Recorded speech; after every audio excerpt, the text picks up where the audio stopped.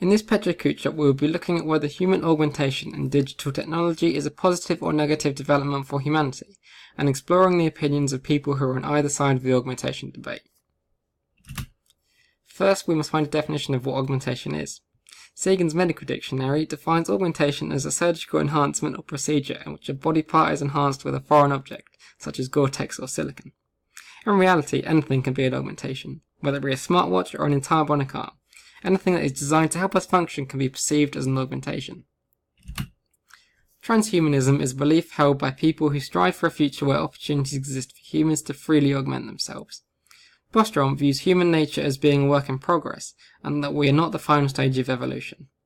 Although holding roots in secular thinking, it goes beyond it in overcoming our biological limits through medicine and technology. Steve Mann is considered one of the most well-known human augmentation activists, being called the father of wearable computing. After allegedly being assaulted in part due to his augment in a French restaurant, he proposed the Mann-Wassel law to the New York Senate. The state of New York defines his law as a basic right to the data generated by one's own senses. Many people believe that a transhumanist future carries the potential to not be an optimistic one.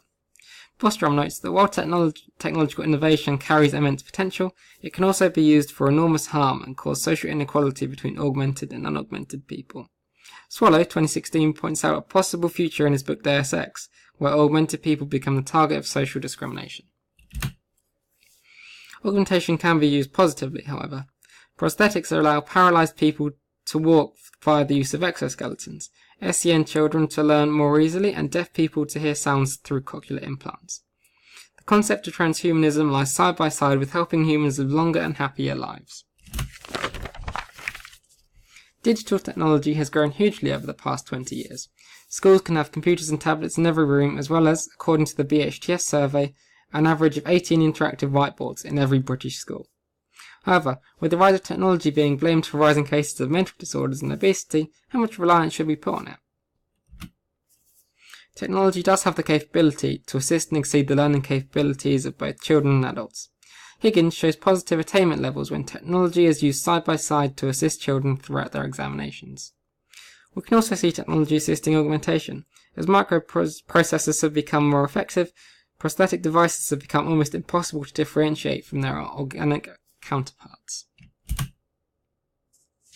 However, just like augmentation, digital technology can be used with malicious intent. Now more than ever, people are becoming more conscious that we no longer own our own data, as companies sell it to the highest bidders. It seems that in order to become further interconnected with technology, we must give away what makes us truly human. In conclusion, we are at a stage of technology which is neither here nor there. Michael Gove rather aptly puts it in his speech that a Victorian schoolteacher could enter a 21st century classroom and feel completely at home. We create leaps forward in technology, but retain so much from the past, archaic laws and beliefs, that we hold ourselves back.